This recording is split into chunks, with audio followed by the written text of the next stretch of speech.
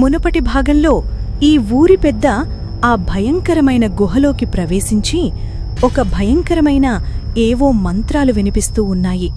ఆ భయంకరమైన శబ్దం మంత్రాలన్నీ అయిన తర్వాత ఆ యొక్క భయంకరమైన కొండ చుట్టూ ఏవో తెల్లని పొగలాంటిది మొత్తం కమ్ముకుని ఒక భయంకరమైన రూపం ఆ యొక్క గుహలోంచి బయటకు వచ్చి అతి భీకరంగా అరుస్తూ ఉంది. ఇదిలా ఉండుగా ఈ ఊరి పెద్ద కుమారుడు ఆ అమ్మాయిను తీసుకుని తన బండిపై చాలా వేగంగా తన ఊరికి వస్తూ అడవి మార్గం గుండా ప్రయాణించుకుంటూ వస్తూ ఉన్నాడు. అతను ప్రయాణించుకుంటూ వస్తున్న దారిలో ఒక భయంకరమైన రూపం వీరిద్దరినీ చూసి ఒక్కసారిగా అదృశ్యమైపోయింది. ఇంతలో ఈ ఊరి పెద్ద తన భయంకరమైన రూపంతో ఆ భయంకరమైన ప్రదేశం నుంచి అడవి మార్గం గుండా నడుచుకుంటూ వస్తూ ఉన్నాడు. ఇదే విధంగా ఈ ఊరి పెద్ద చెప్పిన విధంగానే గ్రామంలో కొంతమంది ఊరి చివరన పొడవాటి చెట్లపైన ఈ ఊరి పెద్ద రాక కోసం ఎదురుచూస్తూ ఉన్నారు. ఒక్కొక్కరి చేతిలో అగ్ని కాగడాలు పట్టుకుని ఆ చెట్లపైనుంచి చూస్తూ ఉన్నారు. ఈ ఊరి పెద్ద భయంకరమైన రూపంలో రాక్షస రూపంలో మారి ఆ అడవి నుంచి సరిగ్గా ఊరి పొలిమేర దగ్గరికి చేరుకుంటూ కనిపించాడు ఈ ఊరి ప్రజలకి. ఊరి ప్రజలు ఒక్కసారిగా ఆ భయంకరమైన రూపం తన చెట్ల వద్దకు వచ్చేసరికి ఆ చెట్టుపైనుంచి ఈ జంతువుల యొక్క రక్తాన్ని నేరుగా ఆ పిశాచిపై పడేటట్టు చేశారు. ఆ రక్తాన్ని తాగుతూ మైమరిచిపోతూ ఆ రక్తం యొక్క రుచిని ఆస్వాదిస్తూ ఉంది. ఇంతలో ఈ యొక్క ఊరి ప్రజలు నేరుగా చెట్టు కిందకి దిగి ఆ యొక్క రూపానికి రక్తంతో కాళ్ళు కడిగి ఆ ముందున్న పిశాచి ముందున ఒక వ్యక్తి రక్తాన్ని చల్లుకుంటూ నేరుగా ఊరిలోనికి తీసుకుని వస్తూ ఉన్నారు. అదేవిధంగా ఈ ఊరి పెద్ద చెప్పిన విధంగానే ఊరిలో కొంతమంది కొన్ని జంతువులను బలిచ్చి వాటి తలభాగాలని ఆ యొక్క భయంకరమైన గుడి ముందు ఒక కర్రెకి వేలాడతీసి ఊరి ప్రజలందరూ ఆ గుడి చుట్టూ నుంచుని ఉన్నారు. సరిగ్గా కొద్ది సమయానికి ఈ యొక్క భయంకరమైన పిశాచి రూపాన్ని కొందరు ఊరి ప్రజలందరూ రక్తం చల్లుకుంటూ నేరుగా ఆ గుడి ముందుకు ప్రవేశపెట్టారు. మరుక్షణమే ఆ యొక్క పిశాచి రూపం ఆ రక్తాన్ని తాగుతూ ఆ జంతువుల యొక్క శిరస్సుల నుంచి పడిన రక్తాన్ని కూడా తాగి నేరుగా ఆ భయంకరమైన గుడిలోకి వెళ్లి ఒక్కసారిగా అదృశ్యమైపోయింది. ఇదంతా ఊరి ప్రజలతో పాటు ఆ ఊరి పెద్ద భార్య కూడా చూస్తూ చాలా భయపడుతూ ఆశ్చర్యపోతూ ఉంది. కొద్ది సమయానికి ఈ గ్రామ ప్రజలందరూ తమ తమ ఇళ్లకు వెళ్ళిపోయారు. ఊరంతా ఎటు చూసినా చిమ్మ చీకటి, ఎక్కడా చిన్న కాంతి కూడా లేకుండా దీపాలను కూడా ఆరుపుకుని ఊర్లో ప్రజలందరూ బిక్కుబిక్కుమని ఆ రోజు రాత్రంతా గడిపారు. ఇంతలో ఒక్కసారిగా తెల్లారింది. ఇంతలో ఈ ఊరి పెద్ద కొడుకు ఆ అమ్మాయిని తీసుకుని నేరుగా ఇంటి వద్దకొచ్చాడు. ఇంటి ముందు నిల్చుని తన అమ్మను పిలుస్తూ, అమ్మా అమ్మా నేనొచ్చేశానమ్మా, ఒక్కసారి బయటికి రా. నాతో పాటు ఇంకొకరు కూడా వచ్చారు. నువ్వు ఒక్కసారి బయటికి రా అమ్మా. ఆ మాటలు వింటూ ఈ ఊరి పెద్ద భార్య ఆశ్చర్యపోయింది. తన మనసులో ఇలా అనుకుంటూ, అరే మా అబ్బాయి మాటల్లా ఉన్నాయి. ఆ నాయనా వచ్చావా, వస్తున్నానుండు, నువ్వు అక్కడే ఆగు, నీకు దిష్టి తీయాలి అని చెప్పి తన చేతిలో హారతి పట్టుకుని ఇంటి ముందుకు వచ్చింది. ఎదురుగా ఉన్న తన కుమారుడి పక్కన ఆ అమ్మాయిని చూసి ఊరి పెద్ద భార్య ఒక్కసారిగా ఆశ్చర్యపోయింది. తను తన కుమారుడితో ఇలా అంటూ ఉంది, అరే నాయనా ఎవర్రా ఈ అమ్మాయి, నేరుగా ఇంటికే తీసుకొని వచ్చావు? ఊళ్ళో ఎవరైనా చూస్తే ఏమనుకుంటారు? ఇంతకీ అమ్మాయి ఎవర్రా, చెప్పు నాకు అని ఊరి పెద్ద భార్య తన కుమారుణ్ణి అడుగుతూ ఉంది. ఆ మాటలు వింటూ ఈ ఊరి పెద్ద కొడుకు ఇలా అంటూ ఉన్నాడు, అరే అమ్మా, అన్నీ ఇక్కడే చెప్పాలా ఏంటి? ఇంట్లోనికి నన్ను రానిస్తావా రానివ్వవా? సరే, నువ్వు తెచ్చిన హారతీయు, కానీ ఇద్దరికీ కలిపి తీయు. ఎందుకంటే ఇద్దరం కూడా విదేశాల నుంచొచ్చాం కదా, అందుకని ఇద్దరికీ కలిపే తీయు అని ఈ యొక్క ఊరి పెద్ద కొడుకు తన అమ్మతో చెప్పాడు. సరే అని చెప్పి ఈ ఊరి పెద్ద భార్య ఆ హారతిని వాళ్ళిద్దరికీ ఇచ్చి నేరుగా వాళ్ళిద్దరినీ ఇంటి లోపలికి తీసుకుని వెళ్ళింది. ఊరి పెద్ద భార్యను చూసి ఈ అమ్మాయి ఇలా అంటూ ఉంది, నమస్తే ఆంటీ. ఆంటీ, మీ ఊరు, ఈ చుట్టుపక్కల గ్రామం, ఈ అడవు ప్రదేశాలన్నీ చూస్తుంటే నాకు చాలా బాగా నచ్చాయి. ఎంతో ప్రశాంతంగా ఉందంటీ. నిజంగా మీ అబ్బాయి చెబుతూ ఉంటే నేను నమ్మలేదు, కానీ నిజంగా మీ ఊరు చాలా అందంగా ఉంది. కాని ఆ ఊరి రోడ్డు మధ్యలో ఏదో రక్తంలో ఎర్రగా ఏదో ఒక లైన్ వేసినట్టుంది. అది ఊరి చివరి నుంచి అంతా ఉంది. సరేలే మాకెందుకు అని చెప్పి మేం వచ్చేశాము. కాని ఆంటీ అది ఏంటంటారు అది రక్తమా లేకపోతే ఏదైనా డీజిల్ లాంటిదా నాకేమీ అర్థం కావట్లేదాంటీ, నాకు కాస్త చెప్పరా అని ఆ అమ్మాయి ఈ ఊరి పెద్ద భార్యను అడుగుతూ ఉంది.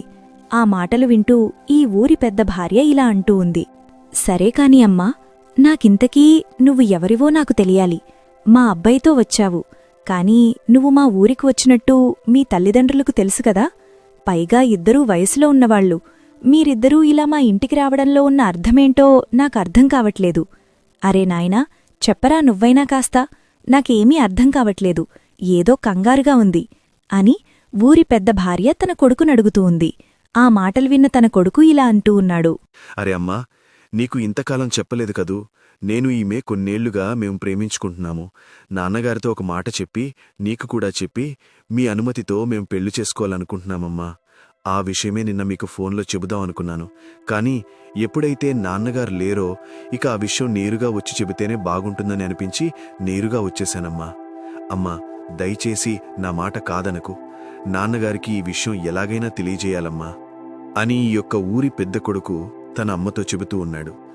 ఆ మాటలు వింటూ ఈ యొక్క ఊరి పెద్ద భార్య, అరే నిజమా? ఈ మాట తెలిస్తే మీ నాన్నగారేమంటారో ఏంటో అని నాకు చాలా కంగారుగా ఉంది. కానీ నువ్వు ఈ అమ్మాయినిలా నేరుగా తీసుకురావడం నాకెందుకో నచ్చడం లేదురా.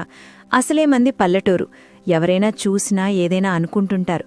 సరే సరే, నాన్నగారు వచ్చిన తర్వాత ఏదో ఒకటి మాట్లాడి ఏదో ఒకటి చేద్దాంలే. కానీ ఒకటి, ఈ అమ్మాయిని మాత్రం ఎక్కువగా ఊర్లో తిప్పకు, సరేనా? నాన్నగారు రావడానికి మరికొన్ని రోజులు పడుతుంది. వచ్చిన వెంటనే ఈ విషయం గురించి మాట్లాడి ఏదో ఒక నిర్ణయం తీసుకుందాం, సరేనా నాయనా అని ఊరి పెద్ద భార్య తన కొడుకుతో చెబుతూ ఉంది. ఆ మాటలు వింటూ వీళ్ళిద్దరూ ఎంతగానో సంతోషపడ్డారు. ఈ యొక్క ఊరి పెద్ద కొడుకు, హే చెప్పానా, మా అమ్మ చాలా మంచిది, నా యొక్క కోరికను ఎప్పుడూ కాదనదు.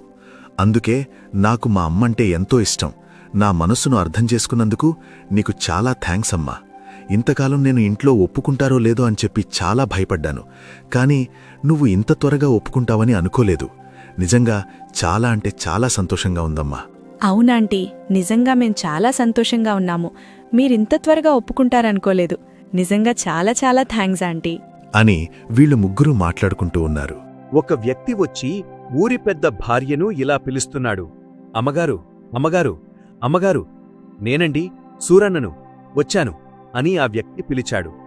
ఆ మాటలు విన్న ఊరి పెద్ద భార్య తన కొడుకు మరియు కోడలితో ఇలా చెప్పింది. సరే సరే, మీరిద్దరూ మాట్లాడుకుంటూ ఉండండి, నేను బయటకు వెళ్ళి వస్తాను. ఎట్టి పరిస్థితుల్లోనూ మీరిద్దరూ బయటకు ఎక్కువగా తిరక్కండి, సరేనా? ఇప్పుడే వస్తానుండండి అని చెప్పి ఆమె బయటకు వెళ్ళింది. బయట ఉన్న సూరన్నతో ఆమె మెల్లగా ఇలా అన్నది. ష్ రే, నెమ్మదిగా మాట్లాడు. ఇంటికి నా కొడుకు వచ్చాడు. ఇప్పుడు వాడికి ఇదంతా తెలిసిందంటే అసలిదంతా ఎందుకు, ఏం జరుగుతుంది అని కొర్రీలు వెళ్లడం మొదలుపెడతాడు. ఎట్టి పరిస్థితుల్లోనూ ఈ విషయం వాడికి తెలియకూడదు, సరేనా? నెమ్మదిగా మాట్లాడు. దానికి సూరన్న ఇలా అన్నాడు. అరే, చిన్నయ్యగారు వచ్చారా? అయ్యగారు, అంతా కుశలమేనమ్మా? అందును బాగున్నారు కదా? పాపం ఏంటో, అయ్యగారిప్పుడు లేకపోయినా చిన్నబాబుగారు రావటం వెళ్ళిపోవటం జరుగుతోంది. ఈసారైనా సరే పాపం ఈ ఊరి పెద్దగారు త్వరగా వస్తే బాగుండు. మళ్ళా చిన్నదొరగారు వెళ్ళిపోతారేమో. సరేనమ్మా, ఈ రాత్రికి మనం అనుకున్న విధంగానే అంతా జరగాలి, సరేనా? నేను గుడి వద్దకు వెళ్ళి అంతా సిద్ధం చేసి ఉంచుతాను. ఆ మాంత్రికుణ్ణి త్వరగా ఊరిలోకి రప్పించాలి. సరే సరే, నాకంతా గుర్తుందిలే కాని నువ్వు ఈ విషయం మాత్రం ఎవరికీ తెలియకుండా జాగ్రత్తగా చూడు. ఒకవేళ మా కొడుకు నీకెదురుపడి ఏమైనా అడిగినా నీకేమీ తెలియనట్టు ఉండాలి. ఈ ఊరి సంగతులు కాని విషయాలు కాని ఎట్టి పరిస్థితుల్లోనూ వాడు తెలియనివ్వకూడదు, సరేనా? జాగ్రత్తగా వెళ్ళు.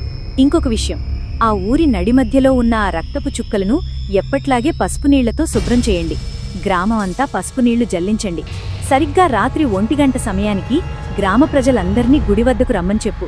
నా మాటగా అందరికీ చెప్పు. వెళ్ళు సూరన్న, వెళ్ళు అని చెప్పి ఆమె అతన్ని అక్కడ్నుండి పంపించేసింది. ఊరి పెద్ద భార్య చెప్పిన విధంగానే ఆ వ్యక్తి ఆ ఇంటి వద్ద నుంచి బయలుదేరి వచ్చి ఈ ఊరు నడిమధ్యలో ఊరి చివరి నుంచి పొలిమేర వరకు ఉన్న ఆ రక్తపు చుక్కలన్నింటినీ పసుపు కుండతో ఆ మార్గాన్ని మొత్తాన్ని శుద్ధి చేస్తూ వస్తూ ఉన్నాడు. అలా శుద్ధి చేస్తున్న సమయంలో ఆ రక్తపు చుక్కలపై పడిన ఈ యొక్క పసుపు నీళ్లు శక్తివంతంగా మారి ఆ యొక్క మార్గంలో నుంచి పొగలు వస్తూ ఉన్నాయి. ఇది ఎంత ప్రతిసారీ జరిగే తంతే. ఆ వ్యక్తి మాత్రం ఊరంతా ఆ పసుపు నీళ్లు చల్లుకుంటూ వెళుతూ ఉన్నాడు. ఇంతలో సరిగ్గా సాయంత్ర సమయమయ్యింది. ఈ ఊరిలో ప్రజలందరూ ఊరి పెద్ద భార్య చెప్పిన విధంగానే ఆ భయంకరమైన గుడి వద్దకు అందరూ సమావేశమయ్యారు. ఊరి పెద్ద భార్య ఒంటరిగా తన ఇంటి నుంచి బయలుదేరి వస్తూ ఉంది. సరిగ్గా గుడి వద్దకు వచ్చేసరికి ఈ ప్రజలందరూ ఊరి పెద్ద భార్యను చూసి ఇలా అంటూ ఉన్నారు. అమ్మా, వందనాలమ్మా. మీరు చెప్పినట్టుగానే అంతా సిద్ధం చేశాం. ఇక మీరు ఆ భయంకరమైన రూపాన్ని పిలిచి ఈ సమాచారాన్ని ఆ భయంకరమైన మాంత్రికుడికి తెలియజేయవలసిందిగా కోరుతున్నామమ్మా. అమ్మా, ఎలాగైనా సరే ఇక మనం ఈ కష్టాల నుంచి విముక్తి పొందాలి. ఈ పిశాచాలన్నింటి నుంచి మనం హాయిగా జీవించాలమ్మా. నాకిదొక్కటే కోరిక ఉంది. అమ్మా, త్వరగా ఆరంభించండి అని ఆ ఊరిలో కొంతమంది ఈ ఊరి పెద్ద భార్యతో చెబుతూ ఉన్నారు. ఆ మాటలు విన్న ఆమె వాళ్ళందరితో ఇలా అంటూ ఉంది. తప్పకుండా నాయనా, తప్పకుండా. నాకు అదే కావాలి. ఎంతకాలం నా భర్తని అలా ఒంటరిగా అడవిలోనికి ప్రవేశపెట్టడం, అలా భయంకరంగా తిరిగి రావడం చూస్తూ ఉంటే నాకు ఆందోళనగా ఉంది. ఎలాగైనా సరే ఇక ఈ సమస్యకి పరిష్కారం కనుక్కోవాలి.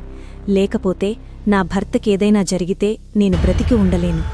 సరే, ఇక మనమంతా ప్రారంభిద్దాం అని చెప్పి ఆ ఊరి పెద్ద భార్య ఆ భయంకరమైన పశువుల శిరస్సులను వేలాడదీసిన ప్రదేశం వద్ద నిల్చుని రక్తపు కుండతో రక్తాన్ని నేలపై విడిచిపెడుతూ ఉంది. ఆ రక్తం బిందువులు నేరుగా ఆ గుడిలోనికి ప్రవేశిస్తూ ఉన్నాయి. కొద్ది సమయానికి ఆ గుడిలోనించి ఒక భయంకరమైన రూపం బయటకు ప్రత్యక్షమయింది. ఆ రూపాన్ని చూసి ఈ గ్రామంలో ప్రజలందరూ హడలిపోతూ చాలా భయపడుతూ ఉన్నారు. ఈ ఊరి పెద్ద భార్య మాత్రం ఆ భయంకరమైన రూపంతో ఇలా అంటూ ఉంది.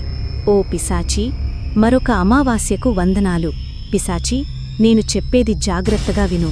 నా భర్త యథావిధిగానే ప్రతి సంవత్సరం వెళ్ళినట్టు అడవిలోనికి ప్రవేశించి తిరిగి మరలా ఒక భయంకరమైన రూపంగా తిరిగి వచ్చాడు.